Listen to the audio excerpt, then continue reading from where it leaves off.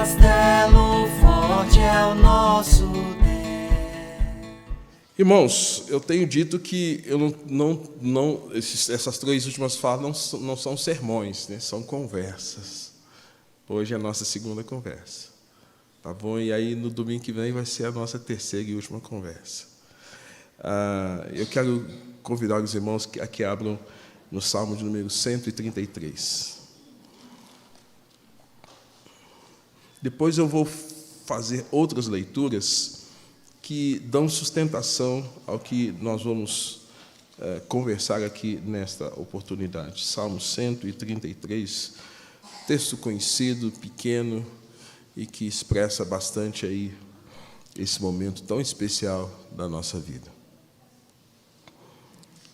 Vamos ler juntos? Leiamos a excelência da união fraternal. Vamos lá? Ó, como é bom e agradável viverem unidos os irmãos, é como um óleo precioso sobre a cabeça, o qual desce para a barba de Arão, e desce para a gola de suas vestes, é como o orvalho do Hermon, que desce sobre os montes de Sião, ali ordena o Senhor a sua bênção e a vida para sempre. Então, verso de número 3, é como orvalho do Hermon que desce sobre o monte Sião, ali ordena o Senhor a sua bênção e a vida, né? A vida de Deus, a vida espiritual. E aí ele vai atrelar tudo isso ao que está descrito no verso de número 1, que fala: ó, como é bom e agradável viver unidos os irmãos. Eu vou ler alguns outros textos também, Colossenses, capítulo de número 4, verso de número 10 até o verso de número 17. Colossenses,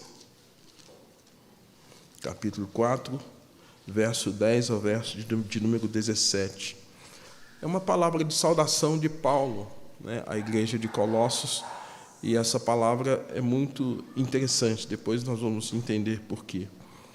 Saúda-vos Aristarco, o prisioneiro comigo, Marcos, primo de Barnabé, sobre quem recebeste instruções, se ele for ter convosco, acolhei-o. E Jesus, conhecido por justos, quais são os únicos da circuncisão que cooperam pessoalmente comigo pelo reino de Deus, eles têm sido meu lenitivo. Saúda-vos Epáfras, que é dentre vós servo de Cristo Jesus, o qual se esforça sobremaneira continuamente por vós nas vossas orações, para que vos conserveis perfeitos e plenamente convictos de toda a vontade de Deus. E dele dou testemunho de que muito se preocupa por vós, pelos de Laodiceia e pelos de Hierápolis. Sauda-vos Lucas, o médico amado, também Demas. Sauda os irmãos de Laodiceia, Ninfa, e a igreja que ela hospeda em sua casa. E, uma vez lida esta epístola perante vós, providenciai porque sejam também lida na igreja dos Laodicenses, e a dos de Laodiceia, lede igualmente perante vós. Também dizei a Arquipo, atentai para o ministério que recebeste do Senhor, para o cumprires. Agora, 2 Timóteo, capítulo de número 4, 2 Timóteo 4, verso 11 ao verso 18.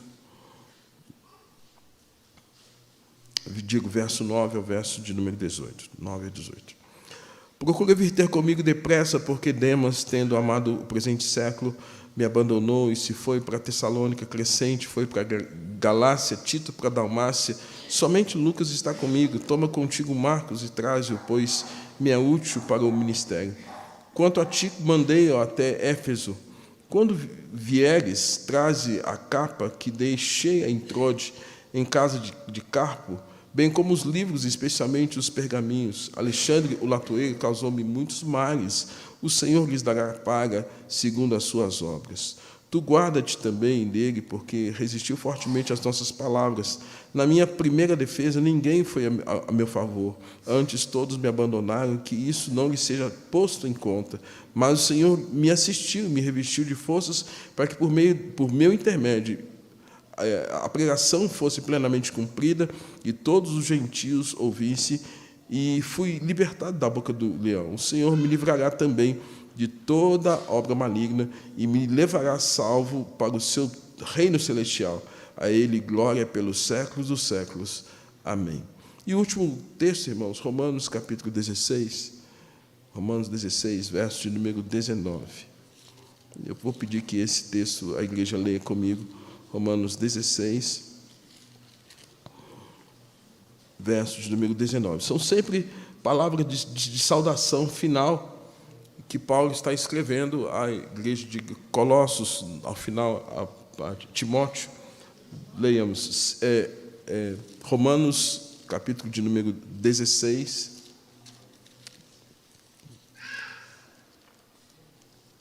verso de número 19. Leiamos juntos?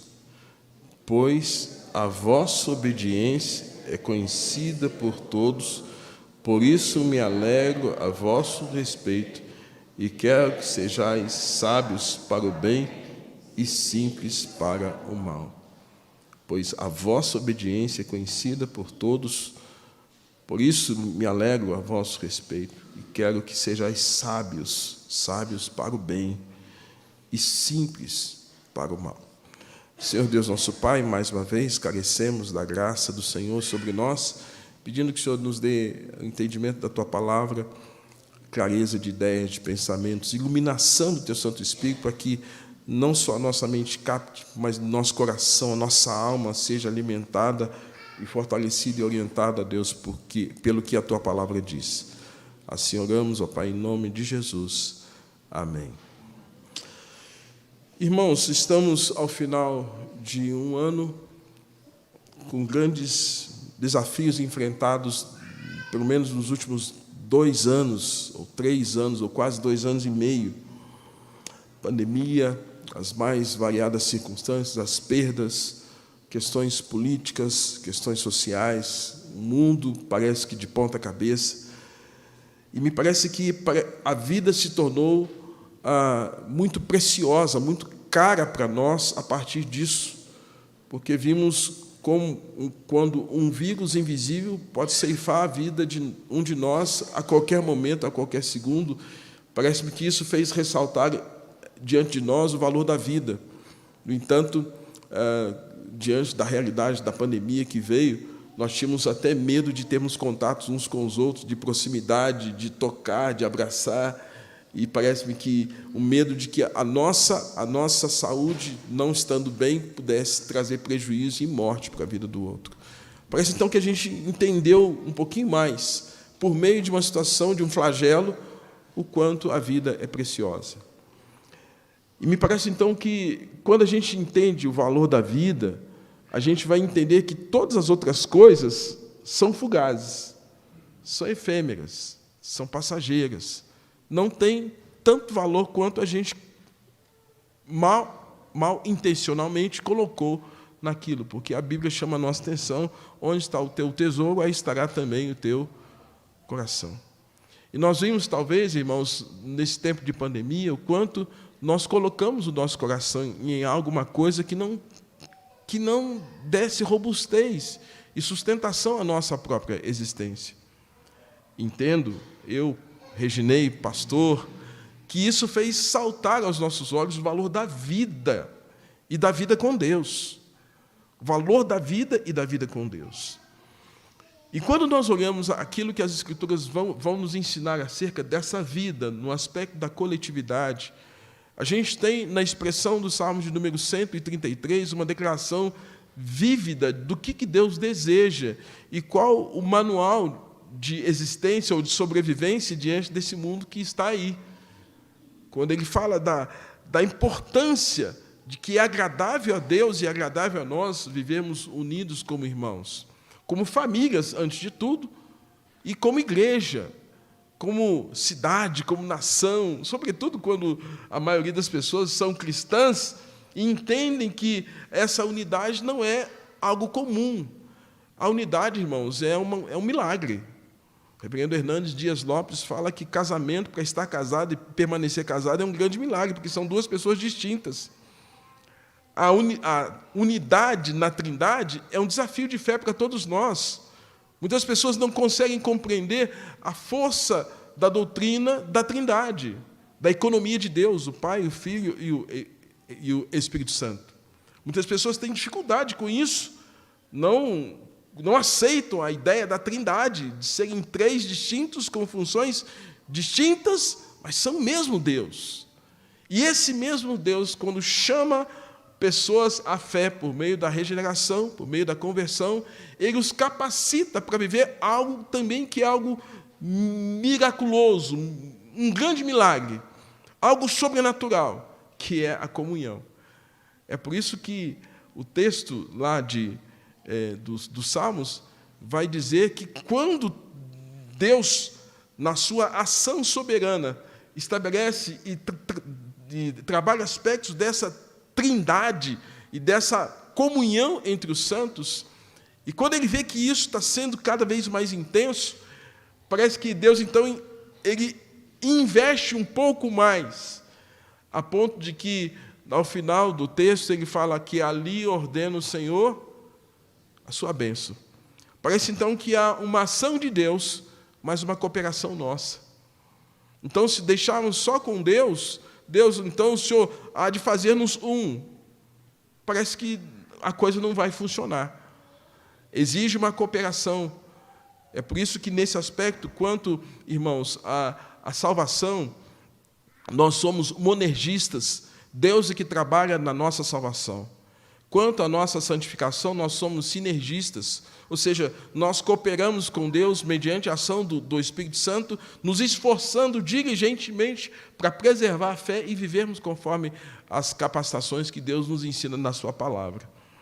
E é por isso que o Salmo 133, ele fala que Arão, o patriarca, é representado como aquele que, tal qual um sacerdote, que é ungido. E a unção no Velho Testamento, ela passava pelo crivo do derramamento do azeite, do óleo sobre a cabeça e alguns pontos do corpo, mãos, dedos, pés, olhos, para que, de alguma forma, ele pudesse ser abençoado para fazer o que tinha que ser feito, servir a Deus de maneira sacerdotal, como intermediário. Nós também carecemos, tal qual o sacerdote Arão, desse derramamento. E esse derramamento vem por obra do Espírito Santo sobre a vida da igreja, sobre os santos.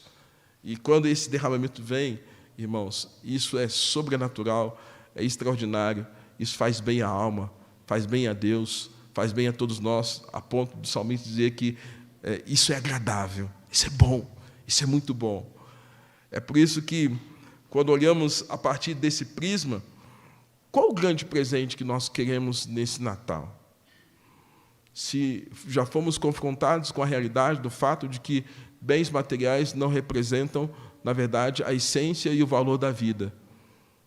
Nenhum bem material representa o valor da vida. Nós estamos vendo artistas acometidos de enfermidades, famosos, morrendo, ou tomados de alguma circunstância, e tomados, inclusive, pelas doenças associadas à velhice. Qual o maior presente que nós podemos dar uns aos outros? Se eu desse um tema a essa fala, faça a diferença para o bem nesse Natal. Faça a diferença para o bem nesse Natal. E a história bíblica, ela descreve exatamente isso, os textos que nós lemos. Irmãos, nós temos que crer que toda Escritura é inspirada por Deus, tal qual Paulo diz em 2 Timóteo 3,16. Portanto, cada expressão, cada verso, cada construção gramatical deve ser visto como uma oportunidade de aprendermos algo de valor moral, de valor doutrinário, de valor prático e de valor espiritual. Então, quando lemos descrições como essas de Colossenses, de Timóteo, de Romanos, o nome de um monte de pessoas. Quem são essas pessoas? O que isso tem a ver conosco? O que isso tem a ver comigo?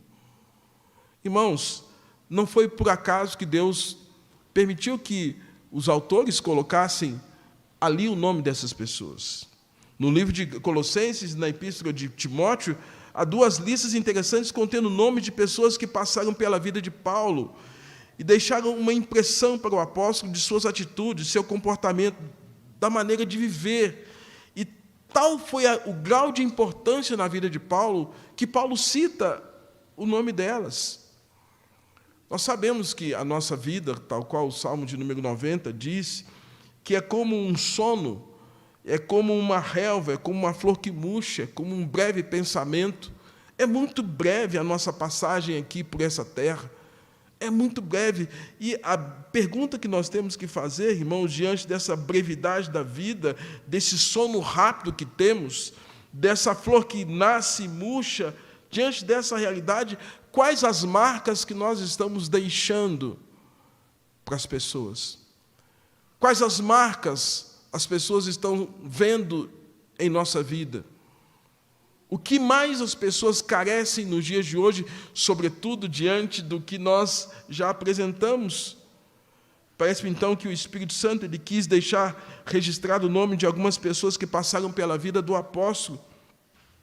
Certamente, muitas pessoas que tiveram uma relevância tremenda na vida de Paulo, outras, talvez menos, outras de maneira muito mais dolorosa, mas pessoas que impressionaram Paulo. E aí, irmãos, ao fazermos uma avaliação desses nomes, nós podemos nos identificar com alguns desses nomes. É exatamente isso que eu quero que você comece a pensar. Eu vou citar alguns nomes, quase 10 nomes aqui.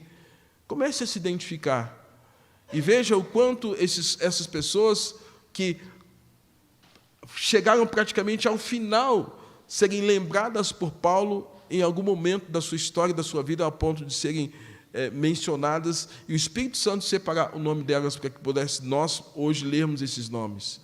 Eu cito, por exemplo, a vida de Tíquico, que é citado no livro de Colossenses. E a referência, irmãos, de Tíquico é irmão amado. Quem são os irmãos amados do Vale? Quem são os Tíquicos do Vale? Quem é o fiel ministro, o conservo enviado para acalentar o coração da igreja? É essa referência que Paulo traz lá no livro de Colossenses. Ele fala de Tíquico como alguém amado, um fiel ministro, um conservo enviado para acalentar, para acalmar o coração da igreja. Você tem sido esse crente que tem acalentado o coração da sua família, dos irmãos? É exatamente dentro dessa perspectiva, irmãos, que Deus quer que nós olhemos esse aspecto no dia de hoje. Faça diferença para o bem nesse Natal. Seja esse irmão amado como Tíquico. Seja como Onésimo. A história de Onésimo, um escravo de Filemon, se converteu em uma das circunstâncias em que Paulo foi preso, era inútil e foi discipulado por Paulo de maneira que tornou importantíssimo no ministério de Paulo. E Paulo chama de Onésimo de fiel, amado irmão. Quem são esses que lá fora eram tratados como escravos do pecado, oprimidos pelo álcool, pela droga, ou por uma vida fugaz? Quem são os Onésimos da Igreja do Vale? Quem são esses que, ao passarem pela transformação, pela renovação da graça de Deus sobre as suas vidas, agora podem ser vistos como fiéis e amados irmãos? E são fiéis, amados adelphos, porque foram lavados e remidos do sangue do Cordeiro. Você é um Onésimo que era oprimido por alguém, que era escravizado por alguém. Lamentavelmente, hoje, enquanto eu me preparava aqui, a minha casa fica muito próxima a uma casa, e eu falei, não, eu não quero ouvir. Eu ouvi uma discussão de um casal. E a discussão do marido é porque a esposa não preparou a roupa limpa dele, e ele teve que ir trabalhar com a roupa furadinha. E ela argumentando, uma mãe recente, e o homem inveteravelmente tentando mostrar para ela que aquilo acabou com a vida dele. Aquilo acabou porque tem 1 semana e meia que ele anda com aquela roupa, com aquele furo. Eu fiquei pensando, quase que eu fui lá, gente. Quase que eu saí de casa e fui lá. E ele tentando oprimir a mulher e falando, citando o nome dela, Ruth, olha só o nome, deu um nome bíblico. Ô Ruth, você. Gente, quantas vezes nós oprimimos alguém e agimos como esses que escravizam, que dominam? Onésimo era um desses que passou por um tipo de opressão. Eu vi aquela mulher debaixo de um grande nível de opressão por parte de uma coisa tão fútil, me perdoe, tão imbecil. Onésimo é útil e Paulo, fiel irmão amado. Quem são os Onésimos do Vale? Terceiro nome que eu cito aqui é Aristarco, citado em Colossenses, e a descrição de Paulo sobre Aristarco, que ele era um companheiro. Companheiro. De quem temos sido companheiros? Quem tem precisado da nossa companhia e talvez nós estejamos negando? E esse Natal, talvez, em função de toda essa realidade que potencializou a morte e que nos fez entender o valor da vida, há muitas pessoas que carecem, irmãos, de companhia, de terem companheiros, homens solitários, mulheres solitárias, jovens solitários, crianças solitárias, abandonadas, crianças esquecidas no ambiente da casa, no meio do turbilhão das confusões que os pais às vezes têm. E quantas dessas pessoas precisam de companhia? Paulo está falando desse Aristarco como alguém que está em plena companhia. Ele é companheiro. Irmãos, eu tenho uma visão sobre a igreja que vai muito além de toda uma dimensão formal. A igreja, para mim, é mais que isso. E a igreja, para Deus, é mais que isso. A igreja aqui é descrita como um lugar de acolhimento e de companhia na dor e na alegria, na esperança e na tribulação.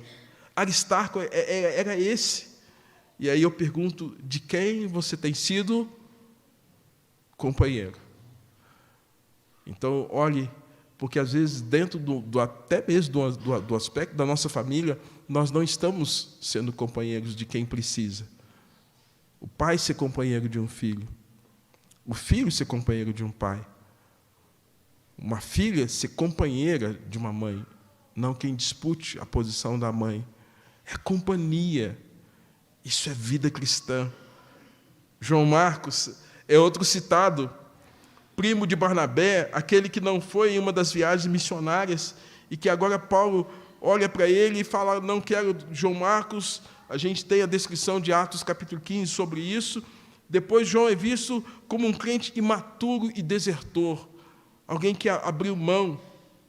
E essa história, irmãos, tem um fim muito bonito, pois enquanto Paulo via a imaturidade de João Marcos, Barnabé enxergava um potencial discípulo de Cristo e que pudesse ser ele instrumento de Deus em algum momento da história do cristianismo.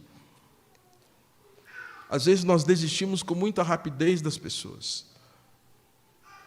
Nós temos uma desistência muito rápida quando elas nos frustram.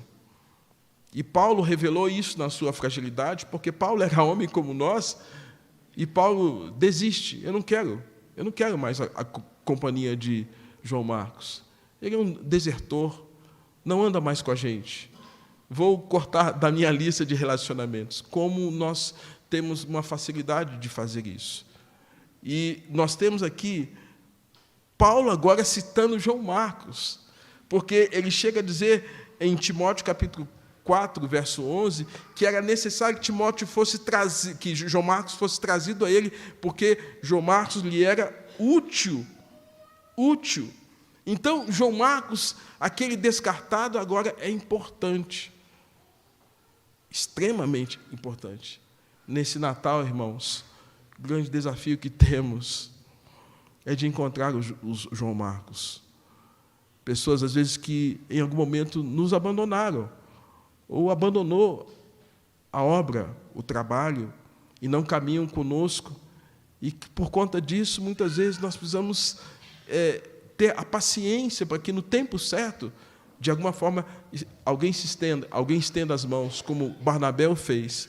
E Paulo agora vê esse João Marcos pronto e chama, me traz, ele é útil, ele é importante. E isso, irmãos, nos mostra o quanto nós carecemos, tal qual na atitude de Paulo, reconhecer a importância de pessoas que em algum momento nos abandonaram. Há quem diga que nós temos um grande exército de crentes fora da igreja. E se eles estão fora da igreja, porque erraram, porque falharam, porque pecaram contra Deus, contra a igreja, contra nós. Mas ainda assim, se Deus, no seu amor eletivo, tem uma graça sobre eles, manifestou a graça sobre eles, quem somos nós para não estender as mãos e sermos usados por Deus para ver a importância dessas pessoas no reino dele? E é dessa forma, irmãos, que nós temos aqui, então, mais essa descrição. Há um outro nome que é citado por Paulo, que é Jesus, mas não é o Jesus de Nazaré. A gente sabe que Jesus foi importante para a salvação, para a regeneração de Paulo, mas esse Jesus é uma tradução do nome Josué, do Velho Testamento. No Velho Testamento, Josué significava Jesus. E esse Josué, ou esse Jesus, que é essa descrição que vem desse judeu convertido, é citado como um cooperador de Paulo. Era cooperador, uma pessoa que Paulo via como um cooperador no reino. Interessante que ele cita os três, Aristarco, Marcos e Josué. Josué, do hebraico, Jesus, né? Como verdadeiros lenitivos. O que é um lenitivo, irmão? O que é um lenitivo? Você já foi na casa de alguém que você foi, sentou, e a pessoa começou a falar, você acalmou, você ficou calmo, você apaziguou a sua alma? Quem são esses João Marcos? E quando a gente senta para conversar, a gente que estava nervoso, que estava bravo, que estava irritado, a gente fica calmo. Nós precisamos desses João Marcos. Nós precisamos desses Aristarcos. Nós precisamos desse Josué, que, tal qual Paulo cita, foram pessoas que acalmaram a alma do apóstolo. Foram pessoas importantíssimas, porque, de alguma forma, Paulo enfrentou muitos momentos difíceis, com uma solidão tremenda. A solidão por conta da perseguição que ele sofre, por conta do Sinédrio, vai a princípio de Jerusalém, depois vai para Roma, todo o sofrimento que Paulo passa, e ele cita esses três, Aristarco, João Marcos e Josué. Nossa, quando eu estou com eles, eu me acalmo. A gente tem sido assim? Maridos, filhos, esposa, irmãos, nós temos sido esse lenitivo que acalma o outro, porque às vezes o outro está fora de si por alguma situação, uma perda de noção de realidade, um conflito na alma, um nível de opressão, de angústia, de desespero. E a gente vai ter que ter a calma para acalmar essas pessoas. E os dias de hoje, irmãos, são dias de extremo assombro para as pessoas que estão fora da igreja e também para a igreja. Eu acho ruim quando nós, como igreja, damos uma de intocáveis, numa postura que seja triunfalista, que é muito comum das igrejas pentecostais e neopentecostais. Um triunfalismo absurdo. Nós não podemos entrar nessa vibe, como diz os jovens. Nós somos humanos. E entender essa realidade de turbulência, de opressão, de dificuldade, de assombro, para uns pode causar menos espanto, mas outros, aí nós precisamos de gente que acalme, gente que entenda e ministre, seja instrumento de Deus. Quem são os Aristarcos, os Marcos, os Josués da nossa geração? Verdadeiros lenitivos. Lenitivo é algo, aquilo que abranda, ameniza, acalma, dá a ideia de que algo que agora experimenta um alívio, né? Algo que traz tranquilidade. E Deus usava esses irmãos para acalmar Paulo diante de suas dores do corpo por causa da prisão, e a alma por causa do sofrimento, da perseguição, do terrorismo, o qual ele estava exposto. Lenitivos. A lista vai ainda. Epáfras, o sexto nome, é citado como um prisioneiro de guerra, tido como um servo de Cristo, um irmão esforçado, o qual se esforça sobremaneira nas orações, um crente que mantinha seus pedidos de oração diante de Deus, um verdadeiro intercessor.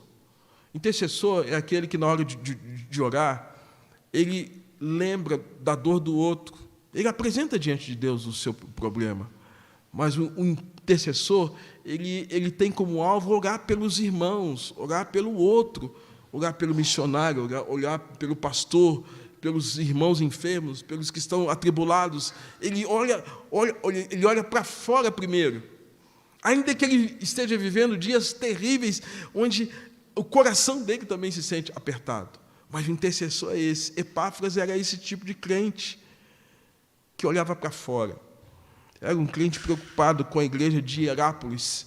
A igreja de Hierápolis ficava a cerca de 10 quilômetros de distância da igreja de Laodiceia. Então, ele não estava o tempo todo, lembrando que não tinha esse meio de transporte rápido que a gente tem hoje. 10 quilômetros naqueles dias é quase que a jornada de um dia inteiro. Mas o fato, irmãos, é que ele tinha essa preocupação. Ele não estava lá, mas ele orava. Ele se colocava como intercessor. Seja esse Epáfras. E mais do que nunca, nos nossos dias, nossas famílias precisam de homens intercessores. Maridos que oram por suas famílias. Pais que oram pelos seus filhos. Eu me alegro porque meu pai, ele sempre diz, ainda que hoje, fisicamente, ele esteja mal, ele fala assim: eu oro por vocês todos os dias. Meu pai é um intercessor. Sabendo que eu estaria indo para São Paulo, uma irmã chamada Enide, quase chegada a nossa irmã Eni aqui, né? A Enide mandou uma mensagem para mim: pastor, como é que o senhor está? Tudo bem? Eu tenho orado pelo senhor.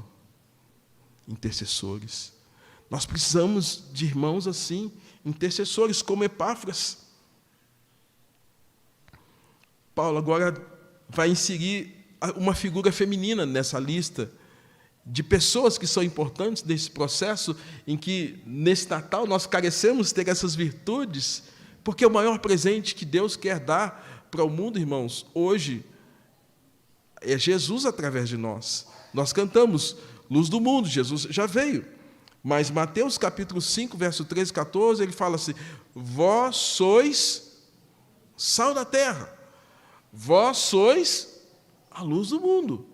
Então agora somos nós que somos chamados para viver e para fazer o que Cristo fez. Os anjos não vão vir aqui para trazer uma mensagem tal qual no contexto de Mateus. Se isso acontecer, isso é maldição. Os anjos, sim, nos dias finais vão tocar as trombetas, vão dar os sinais, flagelos, as ordens, os quais o próprio Deus nos diz em Apocalipse, para aprontar a sua igreja para o dia final. Mas a mensagem agora é sua, é minha. Falar do Natal é falar do crente vivendo a vida cristã e transmitindo essa vida cristã. E agora Paulo cita uma mulher, Ninfa, uma crente fervorosa da cidade de Laodiceia, cuja casa era um lugar de reunião de oração. Uma mulher que abria a porta da casa dela para que outras pessoas venham. Vamos orar junto? Que horas vocês podem vir aqui para a gente estarmos juntas orando? Irmãos, é precioso nós vemos o quanto esses nomes passam desapercebidos da nossa mente, mas quanto foi importante para a vida de Paulo. Gente que abre a casa para oração. E aí, opondo-se a isso, não abra a sua casa para fofoca, não abra a sua casa para maldizer, para denigrir, uma palavra que está sendo, digamos assim, cancelada nos dias de hoje, mas deixar de ter na sua casa a oportunidade de ser um lugar de bênção, de fluir graça, de fluir o amor de Deus. Ninfa abriu a porta da casa dela, verso 15 fala isso. 8º nome, Arquipo, um crente em dúvidas sobre o seu chamado, sobre o seu ministério. Arquipo é lembrado que deveria estar atento para o ministério que recebeu no Senhor e que ele deveria cumprir a sua missão. Irmãos, temos que entender que Deus é quem chama e a vocação de Deus é irrevogável. Deus não muda a vocação de ninguém, a não ser que Ele não tenha chamado. Mas a quem Ele chama, Ele não muda. O chamado para a salvação. Mas é possível que também, no meio do caminho, Deus nos chame para obras específicas. E, por causa disso, nós tenhamos dúvidas no meio do caminho se, de fato, Deus está nos chamando para determinadas funções, ou ações, ou não. E aqui nós temos a figura de Arquipo, que é exatamente isso. Um crente em dúvidas sobre o seu chamado. O que Deus está me chamando para fazer? Uma expressão que eu tenho usado é que Deus não nos chamou para ser crente de 3 S's. Espero que a igreja não esqueça, né? Salvos, sentados e sossegados. Estou salvo, vou ouvir e vou me acolher, vou para minha casa, vou ouvir de novo. Você vai se tornar um consumidor de sermão. E vai se tornar crítico quando o sermão não te agradar. E, infelizmente, muitas pessoas adentraram esse rol de serem meramente assistentes de culto e consumidores de sermões. Irmãos, nosso chamado é mais que isso. Você foi chamado para ser mais que isso. Nós somos chamados para ser mais que isso. É por isso que, ao lembrarmos aqui de Arquipo, né, temos que nos lembrar que sempre haverá aqueles que nutrem um conflito entre o chamado ministerial do que Deus está querendo que eles façam. É até natural que isso aconteça, mas você não pode ficar na dúvida do seu chamado para a vida toda. O tempo vai passar e você não vai cumprir o seu ministério, tal qual Paulo diz lá a Timóteo, que ele havia completado a carreira e guardado a sua fé, porque ele cumpriu. Há muitos crentes que estão na dúvida por muitos e muitos anos do que devem fazer no reino de Deus. E essa dúvida precisa acabar. É preciso ter firmeza e, sobretudo, entender que, quando éramos meninos, nós pensávamos, nós sentíamos, nós agíamos como meninos. Paulo fala isso. Mas, quando vem maturidade, é preciso abandonar as coisas de menino para fazer coisas de homem grande, maduro na fé. E, sobretudo, quando tem maturidade, irmãos, é posição de liderança. As pessoas não querem. O conselho fica numa relutância a quem nomear, porque o certo seria o fluir natural da igreja. Pastores, presbíteros, nós estamos aqui para servir ao Senhor, porque nós sabemos o que queremos fazer e o que temos que fazer para Deus. Arquipo, irmãos, é alguém que estava na dúvida. Igreja sempre haverá esses crentes na dúvida. E a minha palavra de encorajamento aqui, saiam da dúvida. Se Deus não o chamou para sair, Deus o chamou para ficar. E ficar na igreja. Servindo como? crianças, adolescentes, jovens, adultos, escola dominical, diaconia, presbiterato, missões, outras áreas sociais, que a igreja precisa, porque precisa de outros braços além do pastor para fazer aquilo que tem que ser feito. Saia da dúvida, meu irmão. Um grande presente que você daria à igreja e a outras pessoas é você servir a Deus com os seus dons, com as suas habilidades, como nós temos aprendido aqui sobre como servir a Deus através dos seus dons. Porque dessa forma, as pessoas serão abençoadas através da sua vida. Eu fico pensando, Deus sabe o porquê, Deus tem o tempo certo. Dando um testemunho pessoal, a minha conversão se deu no dia 3 de março de 1981. Eu fiquei de 1981 a 1986 num grande conflito do que Deus queria da minha vida. Mas eu louvo a Deus porque eu não estava parado, eu estava na igreja e servindo. Por mais que eu tivesse o problema da gagueira, eu estava ali cantando. Por mais que eu tivesse o problema, eu estava ali liderando a mocidade. Por mais que eu tivesse dificuldade, eu estava na reunião de terça-feira, participando toda a terça-feira da reunião da UPH. Por mais que eu tivesse dificuldade, eu visitava o povo em casa, sem que alguém pedisse. Eu ia na casa do povo, estou aqui. Eu vim aqui para orar com você, vim aqui para comer com você, estamos juntos. E, naturalmente, irmãos, Deus foi confirmando a minha vocação. Eu não tenho dúvida do meu chamado.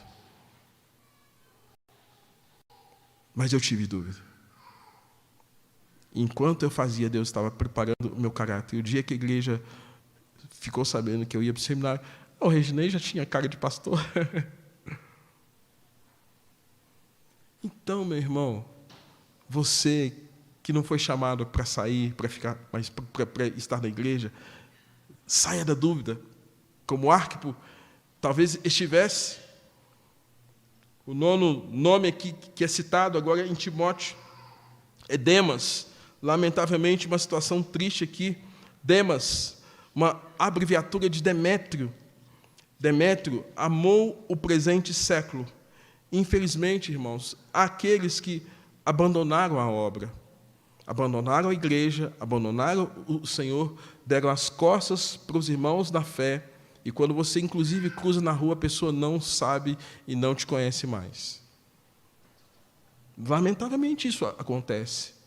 E a Bíblia apresenta situações como essa exatamente para que nós não nos escandalizemos. Isso aconteceu, vai acontecer, está acontecendo.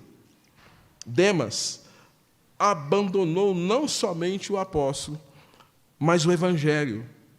Certamente ele tomou a forma do mundo, seu coração, suas opiniões, seu linguajar, seu pensamento não era direcionado pelo que os apóstolos haviam ensinado, mas pelo que o mundo e as suas paixões o ensinou. E aí a gente tem o apóstolo João dizendo o seguinte: não ameis o mundo, nem aquilo que nele há, porque se alguém amar o mundo, o amor do Pai não está nele. O termômetro para sabermos se estamos fazendo a coisa certa deve ser medido pelo que o mundo tem influenciado a nossa vida e quantas coisas de Deus têm sido importantes para nós, numa atitude de consagração.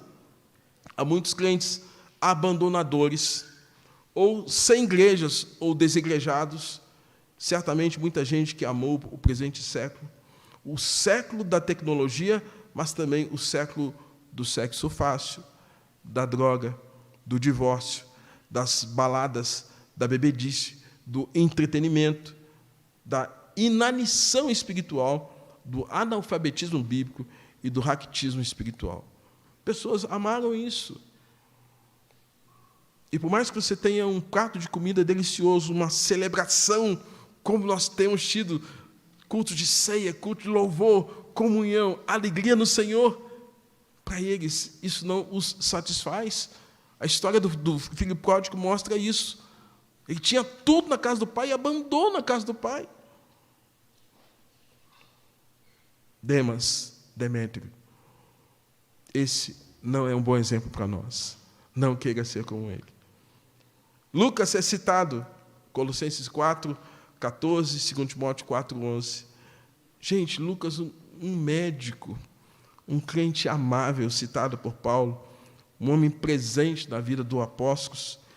E quem já viu um filme sobre o apóstolo Paulo, vai ver que Lucas é quem vai visitar Paulo lá na prisão romana, gélida, fria, escura. Ele vai com o argumento de que pudesse estar ajudando Paulo do ponto de vista físico, dado as limitações físicas que Paulo tinha, mas Lucas está ali, e agora ele é citado por Paulo. Lucas é um crente amável, um homem presente na vida dos apóstolos. Irmãos, toda pessoa precisa de um amigo médico, ainda que não seja o médico. Todos nós precisamos de alguém que seja um curador, que nos ajude. Todos nós precisamos. Não há quem. Na Igreja de Cristo, irmãos, todos nós carecemos. Quem diga que misericórdia é quando o mendigo encontra pão e fala com os outros mendigos onde é que encontra pão. Nós carecemos de sermos esses que ajudam outros a encontrar pão, a encontrar cura, encontrar o bálsamo de Gileade, aquilo que cura a nossa alma. Lucas foi assim, ele é citado por Paulo. E, por fim, um outro mau exemplo, Alexandre, o latoeiro, 2 Timóteo, capítulo 4:14, aquele que trabalha com lata, ou seja, é um ferramenteiro, alguma coisa assim. Foi um causador de males, gente que só gera sofrimento nos outros. Alexandre se tornou um opositor à obra missionária desenvolvida por Paulo. Ele seria julgado pelo próprio Deus. Paulo diz isso por suas ações malignas. Jesus havia ensinado: toda pessoa que não está com ele é gente que vem espalhar. Todo aquele que comigo não ajunta, espalha. Alexandre era esse. Causou males ao reino e causou males a Paulo. E Paulo disse: não, Deus é que vai tratar dele. Deus é que vai cuidar dele. É um exemplo que nós não devemos seguir. Esse presente não tome para si e nem ofereça a outro. Mas o que nós precisamos entender, irmãos, que nesse Natal nós podemos ser instrumentos de Deus na vida de outras pessoas para fazer grande diferença. É o que o mundo precisa. E a oração de Jesus em João foi: Pai, não peço que os tires do mundo. Pai, mas eu peço que os tires do mal, os livres do mal, para que o mundo creia que o Senhor me enviou. Então nós somos os mensageiros, nós somos as cartas vivas de Deus, nós somos esse povo eleito que o Senhor chama para ser sal e luz. E eu concluo dizendo o seguinte: aqueles que influenciaram positivamente, Tíquico, Onésimo, Aristarco, Marcos, Epáfras, Lucas, tiveram um lugar especial no coração e na memória do apóstolo. Há os que influenciaram negativamente, como Demas, que amou o presente século e preferiu o mundo do que a igreja. E é preciso que nós entendamos que Alexandre, esse latoeiro, que até tem no seu nome protetor de homens, ou que repele inimigos, ele, por sua vez, não fez jus ao próprio nome. Alexandre, protetor de homens, não protegeu homens, maltratou homens, maltratou pessoas e, sobretudo, teve uma repulsa em relação ao reino de Deus. A grande consolação de Deus sobre o apóstolo Paulo, além dessas pessoas, é que na epístola de Timóteo ele fala o seguinte: mas o Senhor me assistiu. Paulo está dizendo: Deus estava comigo. O Senhor estava comigo. Apesar de todas as lutas, Deus estava comigo. A gente sabe que o Senhor é que, sobretudo, é a nossa rocha, o nosso escudo, a nossa força. Ele é aquele que, tal qual o Salmo 62 fala, quando a nossa alma está abatida, é Ele que vem suprir as necessidades da nossa alma. Mas Deus usa pessoas. Mas ele fala: o Senhor me assistiu, o Senhor me revestiu de forças para levar a palavra. O Senhor libertou da boca do leão, o Senhor livrou da obra maligna, o Senhor o salvaria no seu reino celestial. O Senhor, por isso, haveria de ser glorificado através de Paulo, mas ele valoriza as pessoas que estão à sua volta. O grande amigo de Abraão era Deus. Você se lembra? Abraão era chamado amigo de Deus. O grande amigo de todo crente também é Deus, porque nós somos descendência de Abraão. E se somos amigos de Deus, você é amigo de Jesus. Não só amigo, mas você é o irmão mais novo de Jesus, porque ele é o primeiro gerado, é o primogênito, é o unigênito do Pai, mas é o primeiro gerado. Por isso que, por meio de Jesus, nós somos essa herança, essa descendência. E, além disso, você recebeu o Espírito Santo, presente, promessa, prometido praticamente a partir lá dos profetas, quando tem palavras mais evidentes, mais claras sobre essa promessa, a partir de Joel, capítulo de número 2, cumprido em Atos 2, o Espírito Santo é dado, e agora a igreja é batizada. Podemos dizer com todas essas letras, a igreja é batizada.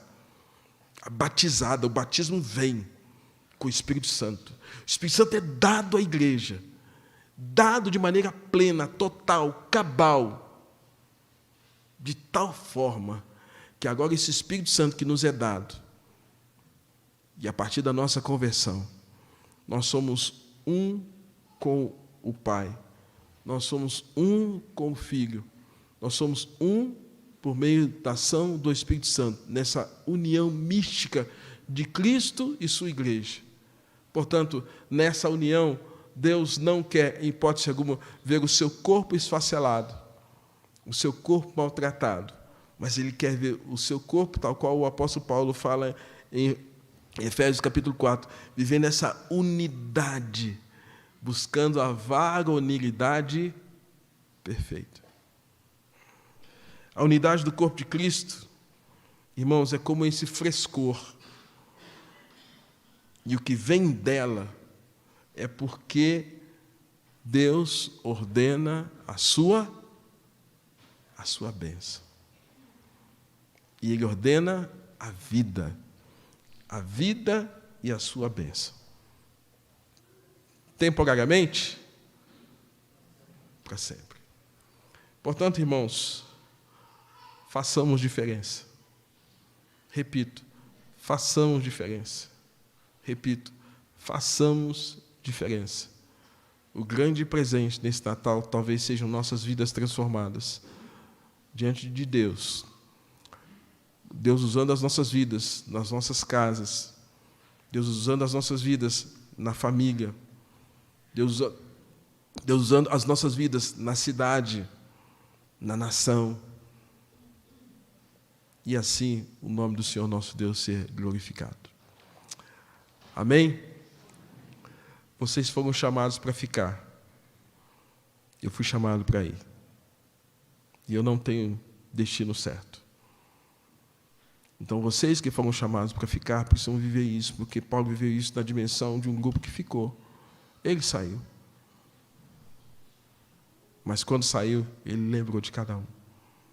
Como eu espero em Deus lembrar de cada um de vocês, a partir do instante que estiver em outro lugar fazendo a obra do Senhor. Lembrando do que Deus fez na vida de cada um e da instrumentalidade de cada um no seu reino. Amém? É uma conversa séria, hein? Que conversa, hein? A Célia falou comigo assim domingo passado. Pastor, que conversa aquela? Mas às vezes até entre irmãos a gente precisa ter conversas sérias, mas boas conversas. Nós vamos ouvir uma música, um vídeo.